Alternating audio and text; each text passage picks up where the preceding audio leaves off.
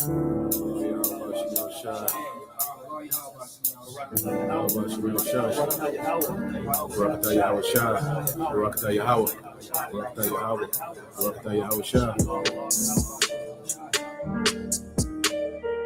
power of good is more terrible than the power of evil. You know, it ain't Satan with demons coming back shooting lasers on people, man. It's gonna be Yahweh Shai with his holy angels, man. That's powerful, man. Blasting people to nothing, man. You know, hey, it's beautiful and it's terrible, man. That's terrible, all right? Everybody gonna be afraid, man. For behold, the Lord will come with fire, and with his chariots like a whirlwind, to render his anger with fury, and his rebuke with flames of fire. For by fire and by his sword will the Lord plead with all flesh, and the slain of the Lord shall be many. This is Job chapter 18, verse 11. Terrors shall make him afraid on every side and shall drive him to his feet. Now this is going to happen to the so-called white man, okay? You so-called white people, you're going to be terrified, all right? Terrors will make you afraid on every side, okay? And you're going to have no place to run to, no safe haven, all right? Because your kingdom is going down, all right? And it's going to go down drastically, okay? You're going to lose everything, okay? And the whole world will rise up against you, okay? And the nations were angry, and thy wrath is come, and the time of the dead, that they should be judged, and that thou shouldest give reward unto thy servants the prophets, and to the saints, and them that fear thy name, small and great, and shouldest destroy them which destroy the earth.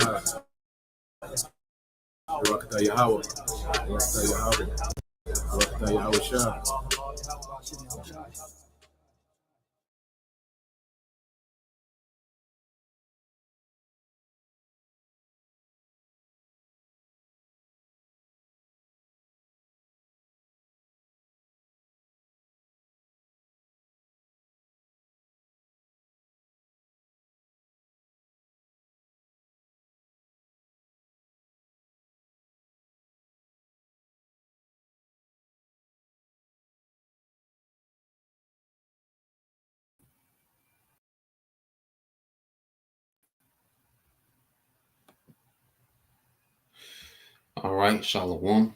First and foremost, I would like to give all praise and glory unto Yahweh, Bahashem, Yahweh Shai, Bahashem, Kakwadash, and double honors unto the apostles and the elders of GMS who rule well, teach well, being great examples to which on the brothers, and peace and blessings, salutations to the hopeful lake out there pushing his word and truth and in sincerity across the four winds in the name of Yahweh, Bahashem, Yahweh Shai, pushing to get up out of here. Shalom to the hopeful lake, the believers, the listeners who have came back to the obedience of the scriptures through faith in Yahweh Bashim Al-Shah. All right, and what we're going to get into today, you know, is another World War III update, you know, going into a few things that's happening, all right, with the situation, all right, the latest, you know, dealing with Trump, you know, deciding, you know, to be aggressive, okay, with the Yemen government, okay, or what they call the Houthi rebels, and he's, you know, bringing Iran into the mix, you know, blaming them, you know, for the actions of the Yemenese government. And what we're seeing, all right, is the will of the Lord, you know, playing out in the earth, you know, no matter what these devils do, all right, no matter how they try to flip it and spin it and do something different and come at a different angle, it all plays out, all right, into the will of the Heavenly Father, you know, being fulfilled in the earth. And ultimately, this is the path that's going to lead to America being a desert. Okay, no matter which way these devils try to twist it, no matter which angle, which avenue, which nation they try to demonize, it doesn't matter. It's all going to lead, okay, to the same outcome. Okay, prophecy will prevail. Okay, there's no getting around it. You see? So we want to go into a few of these things, what these devils got going on, kind of go into, all right, how we got to this point, with the Houthi rebels, being, a problem, okay, to the West, mainly America and the small hats, okay. Now let's go here. We'll get a couple precepts, and I got a few videos I want to get into and kind of expound on some things. It says Proverbs 19 and 21. There are many devices in a man's heart. Nevertheless, the counsel of the Lord there shall stand. Okay. So these devils, they have all these different agendas. Okay. They have all these different expectations, where they think they're gonna be within, their new world order agenda. And, they got all these things going on and sanctions and demonizing this nation, and the AI going over here and this going over there. All right. But at the end of the day, the counsel of the Lord, Yahweh Bashim al Shad, that shall stand. Okay. And the counsel of the Lord is not in favor of these devils, man. Okay. So these devils, all right, as we always say, have been given a tall task to try to figure out a workaround of the counsel of Yahweh Bashim al Shad, which it can't be done. Okay. So everything that we see that these devils, okay, are doing is leading to their own demise. And they're playing right into the hand of our power, man. And everything we see happening, all right, is right on time for us, man. Everything is working in our favor. We always have to remember that everything we see happening is working in our favor, man. Okay, from the government, cuts, okay, inflation, these different conflicts, and all these different things that we see happening. We have to remember that they're working in our favor for prophecy, man. Okay, so let's read this one. All right, this Proverbs 21 and 30 said, "There is no wisdom, nor understanding, nor counsel against the Lord Yahweh by Shema Shai." Okay, and even this devil, trying to undermine, all right, the prophecy and the will of Yahweh Bashem Al Shai. Well, he's playing into the will of the Lord. We have to remember that Esau Edom is not doing anything cute. He's not doing nothing that's not accounted for when it comes to the scriptures and the will of the Lord. He's doing exactly, all right, what he was created to do, man. That's be the wicked and be the adversary. Okay, and he's going to end his own rulership in war.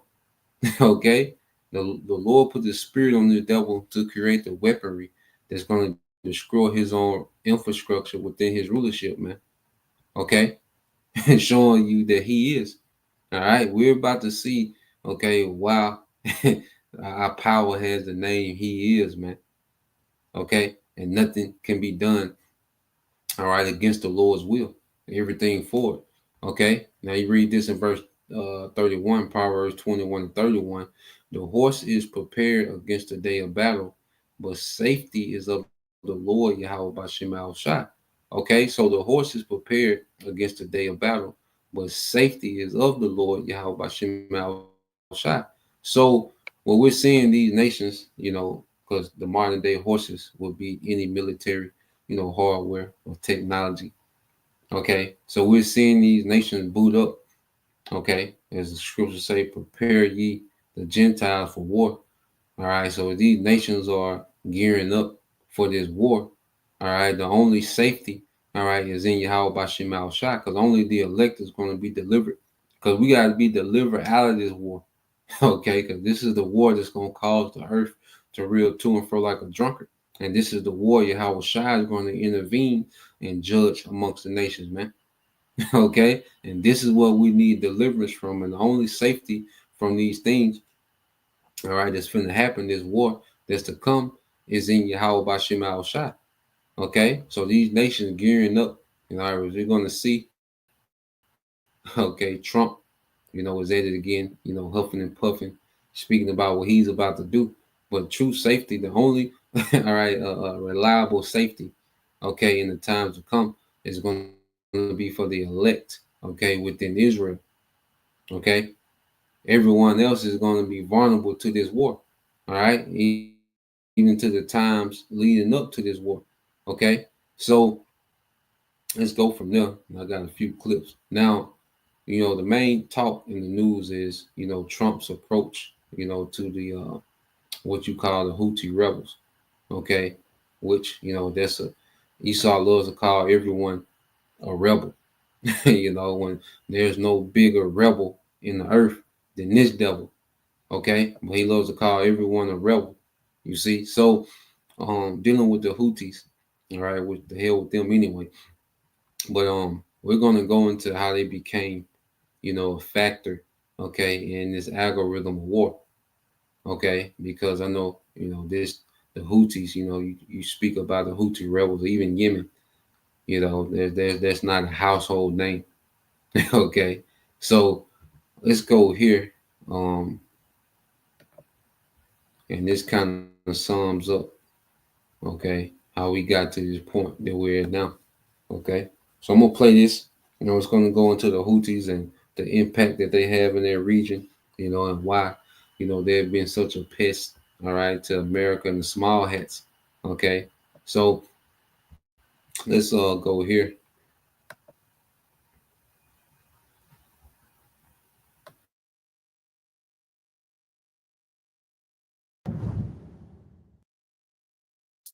Iran-backed Houthi rebels have claimed responsibility for a second attack on U.S. warships in the Red Sea.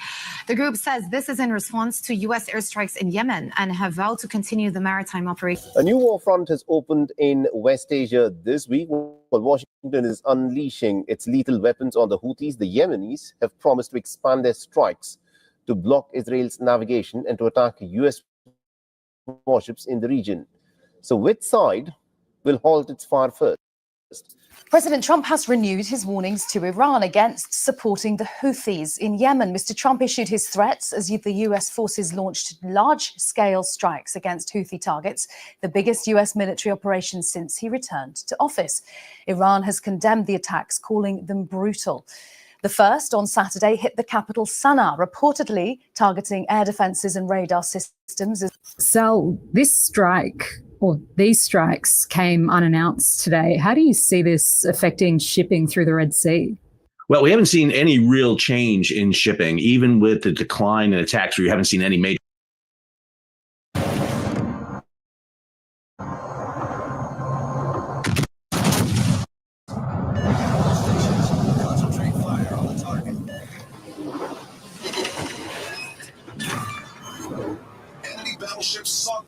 Attacks by the Houthi in several months now. What we've seen happen over the past year is about a 40% reduction in the number of ships sailing through the. So there's been quite a worrying development for ships operating around the Middle East lately. Apparently, Yemeni missiles and drones can now hit targets way beyond their previous reach, potentially going as far north as the Eastern Mediterranean. That's according to the latest heads up from the Joint Maritime Information Center, which came right after Yemen's armed forces fired what's described as a hypersonic ballistic missile aimed towards Israel. Thankfully, the missile was intercepted before it could hit forces since the ceasefire kicked in between Israel and the Palestinian resistance groups in Gaza back in January. But that calm might not last if tensions keep rising. After that latest missile was fired at Israel, Yemen's armed forces released a statement saying their ban on Israeli navigation would stay firmly in place until Israel stops its aggression towards Gaza. In response, former US President Donald Trump issued a typically strong-worded warning, saying the Yemeni forces would be completely annihilated if they dared to resume attacks on international shipping. Here at OMT News, we're all about giving you honest, straightforward insights into conflicts like the ones affecting Palestine, Yemen, and beyond. In a world where propaganda is everywhere and news often comes wrapped in one of the world's most vital maritime corridors has. If you value unfiltered, honest analysis, don't let attempts to silence voices like ours succeed. Hit like and share this video widely to help push back against algorithms and the waves of IDF internet bots. And if you haven't already, subscribe to stay informed and ahead of the conversation. What has largely gone unnoticed is the significant impact these attacks have had on the US dollar. Since disruptions to shipping lanes began, traffic through one of the world's most vital maritime corridors has sharply declined. While attention has primarily focused on the costs associated with Israeli ports, The broader and cumulative effects of this crisis on the strength of the greenback have often been overlooked. By late 2023, Yemen's armed forces took to targeting ships in the Red Sea, ostensibly to pressure Israel and its allies. Almost overnight, one of the world's busiest maritime corridors became a danger zone. The Yemeni armed forces fired missiles and sent explosive drones at commercial vessels and even at US and allied warships in the area. In one dramatic incident in November 2023, they seized a cargo ship they claimed was linked to Israel, taking its crew hostage. These rebels framed their actions as retaliation for the Gaza conflict, a show of solidarity with Palestinians. But to the shipping industry and global economy, it was the opening of a perilous new front. The impact on Red Sea shipping routes was immediate. Vessels traveling between Asia and Europe, or beyond to the Americas, normally transit via the Red Sea and Suez Canal, a route that handles roughly 12–15% of global trade. Suddenly, that shortcut was fraught with risk. Major shipping companies like Maersk and MSC halted or rerouted their ships to avoid the Red Sea. Many ships began taking the long way around Africa's Cape of Good Hope, adding over a week of travel time in each direction. By the first months of 2024, data showed traffic through the Suez Canal had plummeted to around half of its typical volume, as hundreds of vessels diverted southward to safer waters. What had been a routine passage through the Bab el-Mandeb Strait at the Red Sea's entrance turned into a calculated gamble that few were willing to take. This disruption reverberated through global trade networks. Longer journeys mean higher costs, more fuel burned, more wages for crew, and ships tied up in transit instead of making new trips. Freight rates on routes between Asia and Europe surged dramatically, in some cases doubling or even tripling compared to pre-crisis levels. Insurers also raised premiums for any ship braving the Red Sea, further driving up expenses. For goods moving between continents, these added costs and delays filtered down the supply chain. European importers, for instance, had to brace for longer wait times on Asian-manufactured products and higher shipping fees. Companies that rely on just-in-time inventory suddenly found that a voyage that used to take, say, 20 days might now take 30+ days, forcing them to adjust their logistics. Analysts warned that if the situation persisted, it could put upward pressure on inflation by making everything from electronics to clothing a bit more expensive in the West. In short, the Red Sea attacks added another headache to a global economy already dealing with war and uncertainty. US trade, fortunately, was somewhat insulated from this turmoil, but not entirely. The United States conducts the bulk of its trade with Asia across the Pacific Ocean and through West Coast ports or the Panama Canal, so most American consumer goods weren't directly stuck on the wrong side of the Red Sea. Shoppers in the US did not see store shelves go empty due to this, and any increase in prices of imported goods was negligible. A senior economist quipped that transport costs are usually only a tiny slice of a product's final price, so even doubling those costs would barely nudge the price tag for US consumers. That said, certain US trade routes felt a pinch. For example, some American exporters ship commodities like grain and coal to Asian markets via the Suez Canal route. With the Red Sea in chaos, a portion of these exports had to be rerouted. Some grain shipments from the US Gulf Coast were shifted to depart from West Coast ports and sent across the Pacific instead. These workarounds came with their own costs, like extra rail transport within the US, but ensured America's trade kept moving. There was also a brief scare in energy markets. Global oil prices ticked upward in late 2023 as traders worried the conflict might broaden and threaten major oil. I switched. Everyone's switching to Red Pocket. Oil shipping choke points. This meant US gasoline prices saw a minor bump or, at the very least, didn't fall as much as they might have. However, the effect was short-lived. By early 2024, oil markets calmed once it became clear the Red Sea disruptions, while significant, wouldn't completely choke off global oil supply. Overall, the consensus was that the hit to the US economy was minimal, a testament to diversified trade routes and a bit of luck that the crisis didn't spread further. American growth forecasts for 2024 barely budged, even as economists kept one eye on those Red Sea headlines. Currency markets provided another window into the situation's global impact. In times of geopolitical tension, investors often flock to safe haven currencies, and late 2023 was no exception. The US dollar saw a modest boost as news of the Red Sea attacks spread, and Middle East tensions ran high. Traders moved money into dollars, as well as into other traditional havens like the Japanese yen and Swiss franc, seeking stability amid the uncertainty. For the US dollar, which was already relatively strong, this added demand pushed its value up against currencies like the euro. However, the effect wasn't extreme or long-lasting. As the initial shock wore off, the foreign exchange market's focus returned to fundamentals like interest rates. In contrast, currencies directly tied to the conflict zone experienced more turbulence. The Israeli shekel tumbled to multi-year lows during and after the Gaza war and the Red Sea flare-up, reflecting concerns about Israel's security and economy. Israel's central bank had to step in, selling foreign reserves to prop up the shekel and reassure investors. Over in Egypt, the pound was under pressure too. Egypt suddenly saw a chunk of its Suez Canal revenue vanish due to ships avoiding its waters, which meant less hard currency coming into Cairo's coffers. All of this highlighted how even a localized conflict could send minor shockwaves through currency and financial markets, though for the average American or European, these moves were subtle compared to the more tangible shipping delays and oil price blips. In December 2023, as the attacks mounted, the US Navy announced a new multinational mission dubbed Operation Prosperity Guardian. In plain terms, this was a plan to put warships from the US and allies in the Red Sea to escort commercial vessels and intercept Yemeni armed forces attacks. American destroyers and cruisers already in the region were tasked with patrolling the choke points. On a few occasions, US Navy ships successfully shot down incoming missiles and drones that the Yemeni armed forces launched, preventing potential disasters. The US also worked with partners like the UK, France, and regional navies, for example, Saudi Arabia and Egypt, to share intelligence and coordinate protection for merchant shipping. By early 2024, there were reports of convoys being formed so that military ships could guard groups of cargo vessels through the most dangerous stretches. The US even carried out limited airstrikes in Yemen against Yemeni armed forces missile sites when the attacks persisted, a clear signal that it was willing to use force to stop the targeting of ships. These actions drew mixed feedback. Many in the shipping industry and allied governments were relieved. They praised the US for taking swift steps to uphold freedom of navigation, a principle critical to global trade.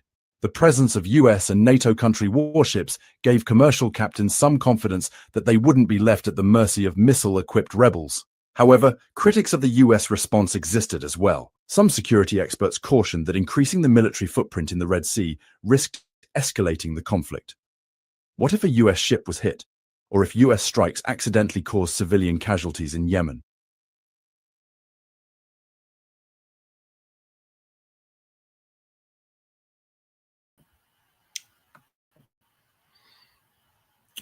All right, yeah. So, to sum it up, what he was going into. All right. Well, first of all, we have to understand, dealing with um the Yemenis, okay, or what they call the Houthi rebels. So the Houthi rebels is the actual government of Yemen, okay, because you have northern Yemen and southern Yemen, and southern Yemen is a smaller population which operates under the Western puppet government that was propped up by the Saudis, America, and Western nations. So you have the northern Yemenis, which is the authentic government, okay, and it's an authentic resistance to the wickedness of those small hats, okay, ever since they come, into their region. Now, well, we have to understand the northern government, all right, is not sellouts. And one thing about the East, was Islam, it's some BS. When you get into it, it goes into Satanism. Okay. The higher up you get, you know, but when you go on the surface of Islam, they do look at each other. They do have structure, they have order, and they look at each other as one big family. So what those small hats are doing, to those Palestinians, which Yemen look at them as their brothers and sisters. Okay, Iran look at those Palestinians, their Islamic, all right, brothers and sisters. Hezbollah look at those Palestinians as their Islamic brothers and sisters. So when those small hats, began to genocide those Palestinians, then that's when you had what you call the axis of resistance become very active. Okay, So what we're seeing with Yemen is they're attacking their shipping based on the genocide that those small hats are carrying out against their Palestinian, all right, Islamic, all right, brothers and sisters. Okay, so that's the whole reason that they have been, hindering, shipping, and made that a very dangerous, route to come through. Okay, so as they've been doing that, you see the ripple effect that it had. Oil prices was affected because now you got to take, it takes almost 11 more days to get to certain parts of Europe. All right, that those ships coming from the east, they were able to cut through, the Gulf of Suez or Red Sea, and get to Europe, get into the Mediterranean and go into Europe. You know, so what happened is you had America had to come and start escorting those ships. Okay, and as America has more ships, in the Red Sea, it just makes that whole environment, more hostile because of the presence of American military. Okay, and so as America, has to come escort these ships, you know, it's pretty much show you that that respect that America once had, okay, is not there anymore because it was a time when you wouldn't dare interfere, with trade routes of Western nations, man, especially America. Okay, but the fact that America has to respond, okay, to what they call rebels shows you, okay, how effective, all right, that region of the earth has gotten, okay, with dealing with America. See, you couldn't put Yemen military on the battlefield and America military on the battlefield. Of course, Yemen would be obliterated. Okay, so what these nations try to do is they understand they're dealing with an empire. They find ways to be effective to effectively hinder, okay, or cause damage to the empire. Okay, and see America, they can do all their bombing they want on Yemen, but Yemen have what you call mobile launchers and they're underground. Okay, and they can resurface on different parts of Yemen. So once they launch and do their attacks, those those launchers go underground and they can reemerge all throughout Yemen. So you don't know where they're gonna emerge next. Okay, and by the time you figure out, where those new launch sites are, they've done the damage, and that's why no matter what America does, they can't stop Yemen, okay, from being, okay, a problem, okay, with those shipping routes on the Red Sea. So they can do as many airstrikes they want. That doesn't deter. That doesn't affect, all right, Yemen's capability of of um, disrupting those routes, those trade routes, those shipping routes. Okay, and what we also have to understand, Iran, because they always threaten of they always make threats of attacking Iran's nuclear facilities. Well, Iran is a whole nother animal because Iran was like, look, if our nuclear facilities are attacked, we gonna shut the whole Red Sea down. There ain't gonna be no shipping. Okay, they gonna shut the whole Gulf of Suez and Red Sea down all the way. No oil, no nothing coming through there. Okay, which will have a major ripple effect. See, Iran can sink them U.S. carriers. Okay, they're just sitting duck to those Iranian hypersonic missiles. Okay, so there's gonna be, all right, non-existence. Okay, so you have that dynamic that we see happening over there. But just to go into why the Yemen, all right, or what they call the Houthi rebels, are even a factor, because of their ability, to disrupt, those shipping lanes, which has caused a major ripple effect. As you heard them say, the shekel the small hats, okay, their shekel, seeing the drop, because if certain Israeli businesses, all right, those small hats, is certain businesses that couldn't survive, the cost of, the altered shipping route going all the way around Africa and going through the Strait of Gibraltar to get into the Mediterranean. It was businesses that didn't survive, which was a loss of jobs, man. The Israeli economy suffered. And see, you look at it and you'll be like, because you look at, well, why Iran ain't doing this or doing that? Because they'll kill Iranian generals or Iranian leaders or scientists, which we're going to get into that too.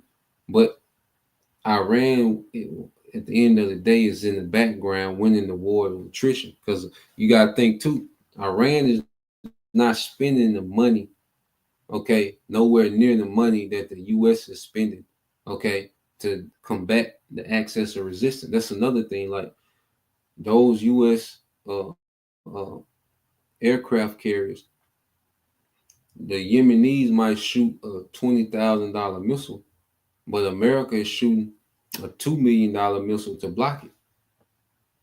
Okay, so that back and forth, you see, that's not good economically. On America's side, see, it's more to war, okay, than just blowing shit up, okay, or killing a lot of people. All right. And what we're seeing is what you call a war of attrition, a slow grinding war. Now, eventually, the Lord is going to cause this thing to just go crazy, go mayhem. All right. But we're just looking at the build up to that. Okay. So, as let's go here. All right. So, as that's happening, we're seeing a reaction because, see, the citizens have to deal with their ripple effect, okay, of war. And see, this is what the West, all right, this is what they usually do when they put sanctions and when they, arm, rebellions against the government and these other nations. It causes an uproar amongst the people. Okay. Well, what we see with these small hats with all these different ongoing wars, because you got to remember the small hats are at war with, Hezbollah, they're at war with Yemen, they're at war, different groups in Syria, they're at war, war with Iran, they into it with Iran. Okay. You got the Egyptian government, that's getting hostile. So these small hats are into it with everybody, man, to some degree. Okay. So the citizens are feeling the squeeze. And this is what you have going on. Okay, it says Israeli mob stormed Netanyahu's office in Jerusalem, Gaza war, all right, to secure prime minister chair. So you go here. All right, let's play this. And this is the effects of war, man, that is having on the people on the small hats. I mean, in the state of Israel. All right. So let's play this. Has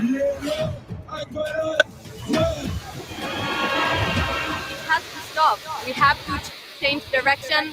We have to stop the war.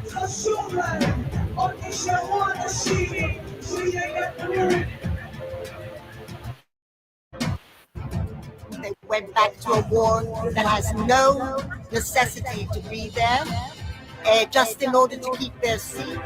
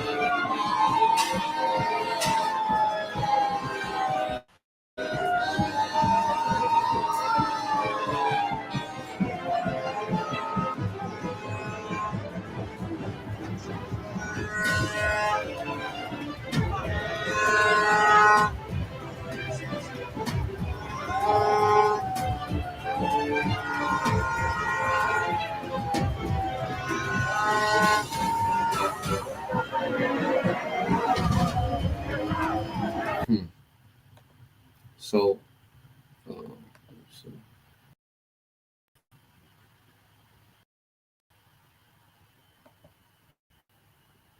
all right. So you have, you know, even civil unrest, beginning to happen in Israel. All right, the state of Israel, because they had a ceasefire, and what Trump did, with him attacking Yemen, okay, and then giving Netanyahu the green light to resume, okay, its offensive in Gaza. So now these people are like, goddamn, you know, yeah, everybody is ready for this nigga to sit his ass down somewhere, man, even his own people, okay? And it's always Amalek. All right, Amalek is Esau was the problem, the nation of Edom, but that goddamn Amalek, man. Okay, so they resume war. All right, now the people stand the threat of feeling more of a squeeze. Okay, because war is good for the super rich. Okay, that benefit off these wars. Okay, but for the common person, war is a burden. You see. So you see an uproar because of the burden of war. Okay, and it's gonna get worse. They haven't seen anything yet, man.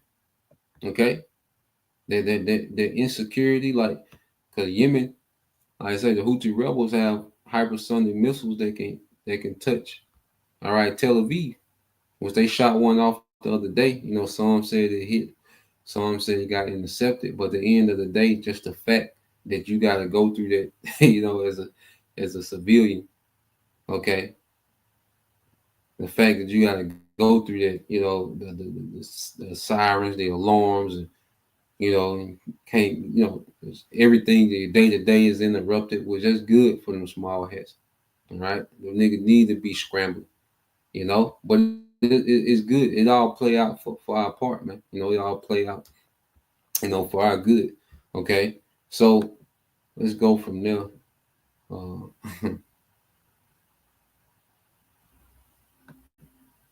Let's get. I got another video. Oh yeah, so this is this false.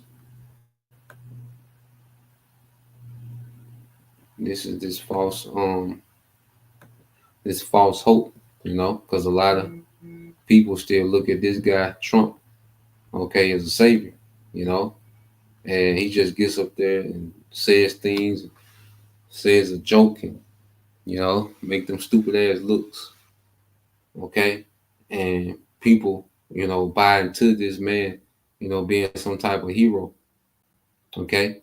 So this is latest, promise of security, okay, to the American masses, man, which we know according to the scriptures, this is a no-go. Okay. So let's play this. And if a brother could, let's get Jeremiah 49 and 13. And let's get Isaiah chapter 13, verses 3, 4, and 5. Let's see, another one, Jeremiah, I think 50. I think Jeremiah 50 and 14 and 16.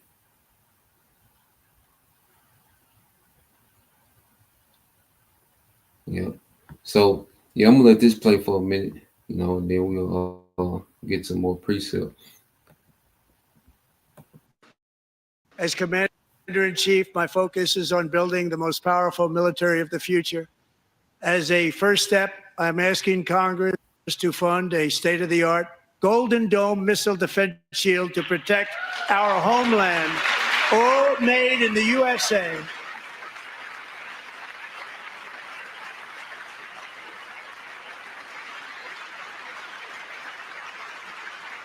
And Ronald Reagan wanted to do it long ago, but the technology just wasn't there, not even close. But now we have the technology. It's incredible, actually. and other places they have it. Israel has it. Other places have it. And the United States should have it too, right, Kim, right? They should have it too. So I want to thank you. But it's a very, very important. This is a very dangerous world. We should have it. We want to be protected, and we're going to protect our citizens like never before. We've got ones that can see. Welcome, everybody, to today's show.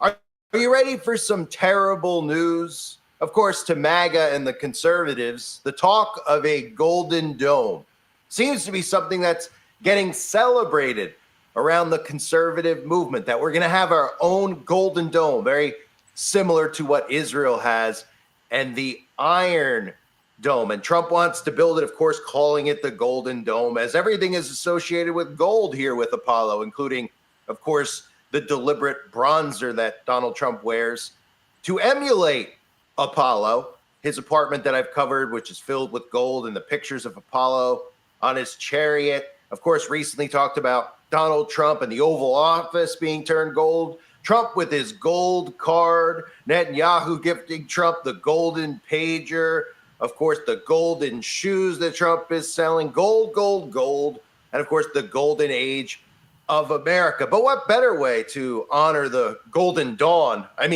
age of America than to create a missile system that will surround us and, of course, eventually be used on us. So when we're talking about the Golden Dawn, which revolves around human sacrifice, why not call what they're attempting to build here the Golden Dome, which is really nothing more than Skynet in disguise? And people are actually out there praising this creation that billions of dollars are going to go towards. And this is really just the final piece for them to put the nail in place for the United States of America. Because when we're surrounded by this Golden Dome missile defense system, well, this defense system isn't to protect us from China or from Russia.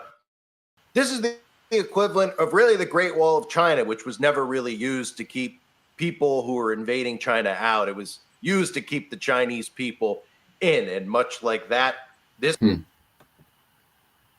I want to fast forward it a little bit into it, all right, because you know, and people hear these things, the Golden Dome, you know, I'm gonna put this, you know, he gonna, you know, they hear about America gonna put this, you know, many billions, you know, into this Golden Dome, you know, and people really feel, you know, they take a sigh of relief, you know, as if their government has their best interests in mind.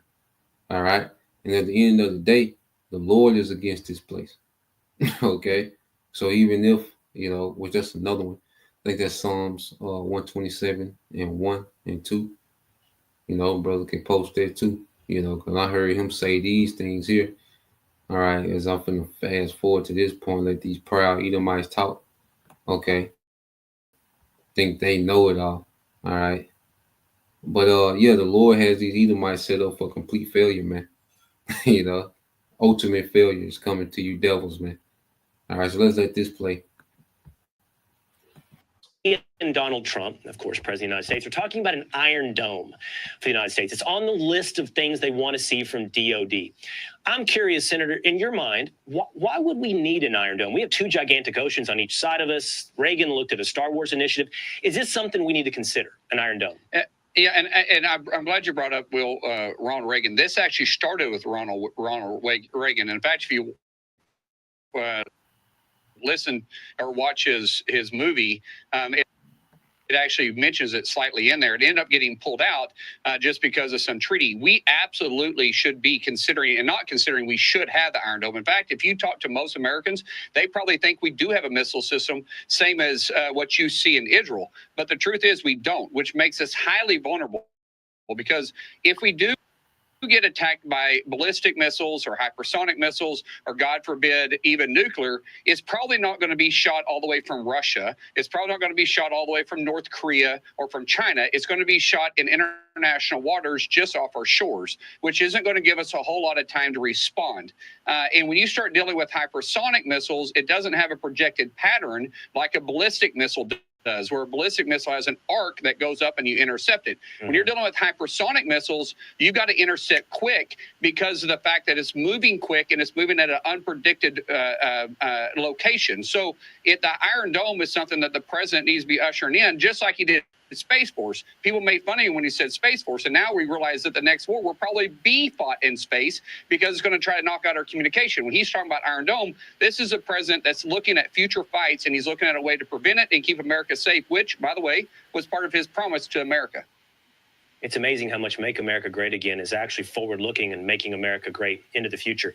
I mentioned, But he's a Senator, business you guy, helped Will. That's what businesses do. The business owner looks forward. They don't look at today. They look at tomorrow, and that's what President Trump is so good at. innovating, making deals, projecting into the future.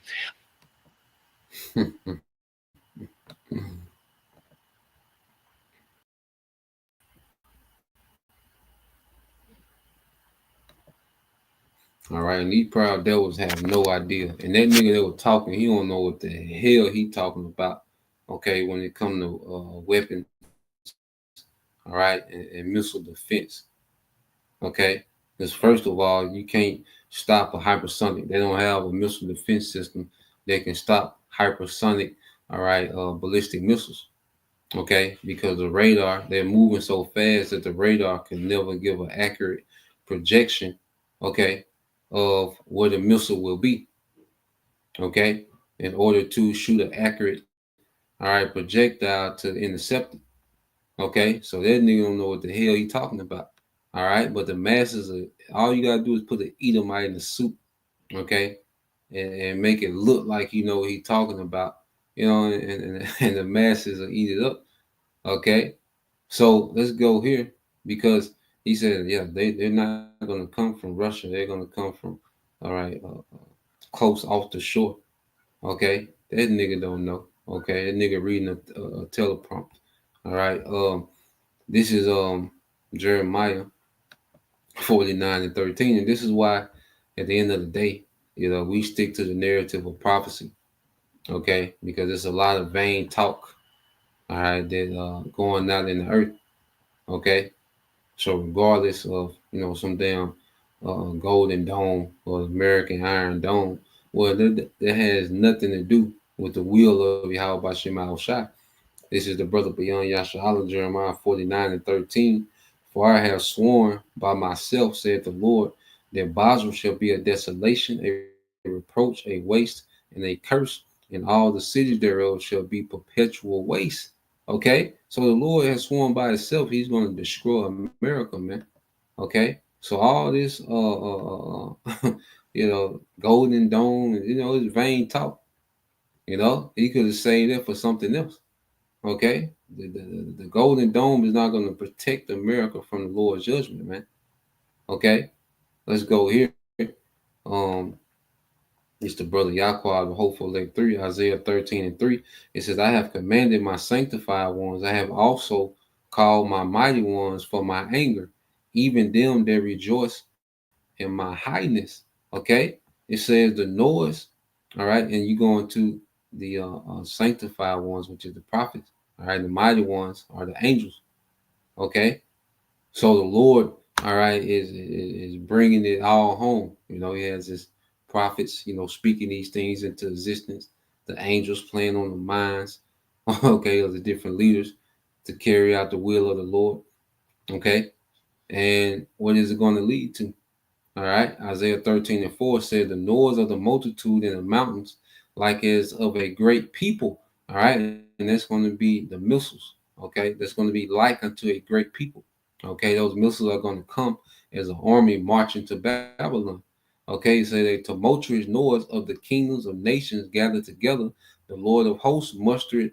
All right, the Lord of hosts mustered the host of the battle. Okay, verse 5. They come, all right, they come from a far country. Okay, so they are going to come from China, Russia, India. All right, I think Pakistan, they're nuclear because everybody that has nukes. All right, so it's a commandment, it's an order.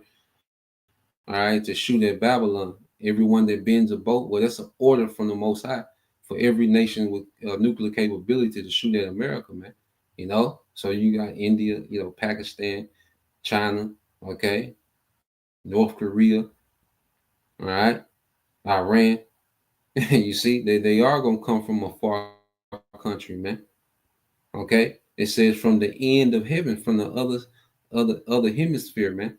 Okay, even the Lord Yahweh Bashim Shai and the weapons of his indignation to destroy the whole world. All right, we select it to destroy the whole land, which is the land of America, man. And the Lord's going to show his anger by allowing all those missiles to hit in America, man, in a short period of time.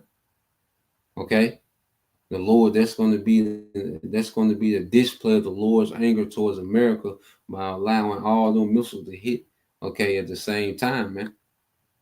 Back to back. You see, verse 6: How ye, for the day of the Lord is at hand; it shall come as a destruction from the Almighty. Okay, so this is where we are. We're in the time where we're going to see a destruction from the Almighty. Okay, we're going to see a whole landmass turned into a desert. Okay, a land filled with people, cities. Okay, turned to an absolute desert, man. No survivors, man. And that's why the elect, we have to be delivered out of here, man. Okay, let's jump down. This Jeremiah 50 and 14 said, "Put yourselves in array against Babylon round about. All ye that bend the bow." That's everyone that has nuclear capability, man. Shoot at her. That's an order. Spare no arrows, okay? For she have sinned against the Lord Yahweh by Shema Shai. Okay, and see, this is why all that vain talking, okay, all these agendas and expectations of the wicked. See, all that is null and void. Okay, America is in bad standings with Yahweh by Shema Shai. Okay, Allah Shajah. Okay, and the Lord is going to show them that they're in bad standings, man, through judgment. Okay, verse this is Psalms 127:1. It says, "Except the Lord, all right, and build the house, they labor in vain that built it. Except the Lord keep the city, the watchman waketh but in vain." So there'll be labor to put money into a missile defense system when the scriptures say you're going to be obliterated. You're going to be turned to a desert. Okay, spare no arrows. You see, that's absolutely all right, vain, empty, waste of money and time to build a missile defense system when the Lord has sworn that He's going to sworn by Himself that He's going to destroy Basra and the cities thereof. Okay, which is America, man. So we're seeing everyone that's going against prophecy. Their mindset is against prophecy. Okay, they're laboring in vain. Okay, so we're watching the devil labor in vain. Even Trump with all their peace talk, man. I mean, we're not in the time for peace. Okay, we're in the time for war. Okay, now let's go from there because what has Iran been doing? Let's see. Let's go here with Iran. See what they've been on lately. In the midst of all this, man, in the midst of all this peace talk, nations have constantly just been getting ready for war. Okay? Let's play. Iran has successfully launched its heaviest military payload into orbit using the Simorgh rocket, marking a significant shift in its space capabilities.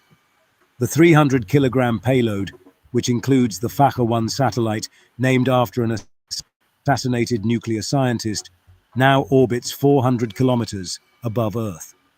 This launch represents the first time Iran's civilian space program has carried military equipment into space, raising questions about the true nature of Tehran's aerospace ambitions. But what does this military satellite actually mean for regional stability and international relations? What exactly is behind Iran's decision to launch military technology at this particular moment? The timing couldn't be more sensitive. The Middle East faces extreme instability with ongoing conflicts in Syria and Gaza, plus a fragile ceasefire between Israel and Hezbollah in Lebanon. Iran's choice to demonstrate advanced military capabilities now sends a clear message to regional rivals. Iran rejects negotiations under American pressure, declared Iranian President Masoud Pezeshkian recently, telling former President Donald Trump to do whatever the hell you want regarding proposed nuclear talks. To fully grasp the significance of this launch, we must understand Iran's history of space development amid international sanctions. Since the early 2000s, Iran has steadily built its space program despite technical setbacks and international pressure. The Simor rocket itself represents years of engineering work, carrying what Iranian officials call an orbital propulsion system, alongside research equipment. The US has consistently warned against such launches, claiming they violate UN Security Council resolutions by enhancing ballistic missile capabilities. However, specific sanctions against Iran's missile program expired in October 2023, creating a legal gray area for Tehran to exploit. The IAEA chief has stated that Iran now possesses sufficient enriched uranium for multiple nuclear weapons, highlighting why Western nations view this satellite launch with such concern. Iran's defense budget is set to increase by 200%, funding a massive expansion of domestic military production in response to international restrictions. Iran's main export is murder, claimed Israeli Ambassador Michael Oren, reflecting the deep suspicion with which many view Iran's technological advancements. Meanwhile, the Zuljana SLV tested in 2021 demonstrated Iran's growing capability to place satellites weighing up to 220 kilograms into orbit. Future rockets named Soroush 1 and 2 are already planned, with projected capacities to lift 8 and 15 tons respectively. While Iran insists its space and nuclear programs serve purely civilian purposes, US intelligence agencies maintain that Iran had an organized military nuclear program until 2003, suggesting ongoing covert activities.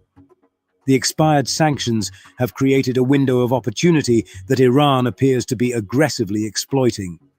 Without international limitations on its missile program, Tehran can now more openly develop dual-use technologies with both civilian and military applications. So, what does this military satellite launch really mean for global security? It demonstrates Iran's growing technical sophistication despite years of sanctions and isolation. The successful placement of military equipment in orbit suggests Iran's missile and guidance systems have reached new levels of reliability and precision. This advance comes as Iran continues enriching uranium to near weapons-grade levels, creating a concerning convergence of nuclear material and delivery capabilities that alarms Western intelligence agencies. The launch therefore represents not just a technical achievement, but a strategic statement about Iran's determination to advance its military capabilities regardless of international pressure or regional instability. As tensions continue to simmer across the Middle East, all eyes will remain fixed on what Iran chooses to do next with its increasingly sophisticated space and missile programs.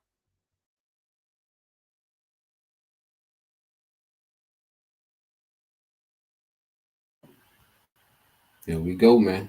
And see, this what time we on. Okay.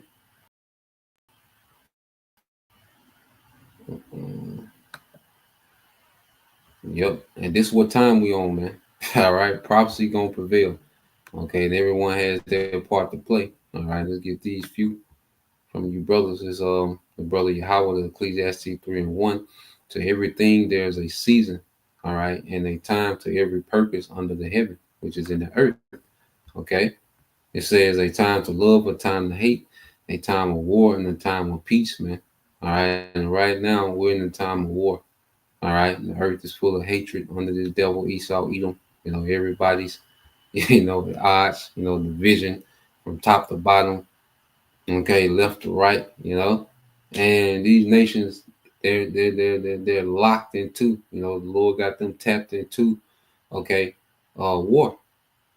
Okay, so here it is, Iran, is putting satellites in space, okay, enriching uranium, and you best believe, because there were rumors last year that they, had recorded some earthquakes in Iran, and they were speculating that Iran was testing nukes, okay, and I speculate is exactly what it was, man. That's when they was having it back and forth with the small hats, and the small hats were saying, "Well, we just gonna nuke them." Well, goddamn, like it go both ways, okay? No, it go both ways. So, you best believe, all right, they scrapped and ready, because prophecy said they would be, okay. If the brother got it up there, we'll get that too, okay. But this is a spirit that's in the earth. Joel 3:9 proclaim ye this among the Gentiles, prepare war, wake up the mighty man, let all the men of war draw near, let them come up, okay. And the men, especially over there in the east, okay, there's a heavy spirit of war on them, man. And they're all, their focus is America, man. Okay, and these damn small hats. All right, this the brother Yaquab. The hopeful like 3 Ezra 15:28 says, "Behold, in horrible vision, and the appearance thereof from the east." Okay, it says, "Where the nations of," it says, "where the nations of the dragons of Arabia shall come out with many chariots, and the multitude of them shall be carried." All right, as the wind upon the earth. That it says that all they which hear them may fear and tremble. Because hey, them nations, them Arab nations, okay, what they call the global South, them nations are going to turn, okay, on America, man, and the small hats, the ones that because they're already majority of them hostile against the small hats, okay. But ultimately, Lord gonna put the spirit, all right, on their whole region to go crazy, okay, on these small hats, man, okay. And you keep reading, it says, "Also the Carmanians raging in wrath shall go forth as a wild boars of the wood, and with great power shall they come and join battle with them." And those Carmanians are Iranians. It says they're going to come forth with what? Great power. All right. And it says, "In the wild boars of the wood." And when the wild boar is in a position to where it has to be aggressive, it's hard to kill. Okay. So the Lord gonna have a crazy spirit on them Iranians, okay, and He's giving them, a great power, man, militarily, man, okay. It says, "And with great power shall they come and join battle with them, and they shall waste a portion, okay, of the land of the Assyrians, man, okay, which America is the modern day Assyria, man, and even those." America, see, because America is extended throughout the earth. Their military is extended throughout the earth. Okay, and all those military assets that America has in their region, all right, Iran going to obliterate. Okay, when they really get to it, So that's where we at right now. There's still some more things I'm watching. Got to see what's the happenings. Dealing with the latest, moving parts, but we're gonna keep watching these things, these things unfold, hey, we're gonna hey, bring it out, man, because we know what it leads to, okay, the destruction of our enemies, all right, and the establishing of the kingdom of Israel in the earth under Yahweh Shai and righteousness, man, okay. So Lord, will you brothers, all right, and you sisters edify once again. I want to give all praise and glory unto Yahweh, Bahashem, Yahweh Shai, Bahashem, Kakadash, and double honors unto the apostles and the elders of GMS who rule well, teach well, being great examples to each other brothers, and peace and blessings, salutations to the hopeful. Shalom.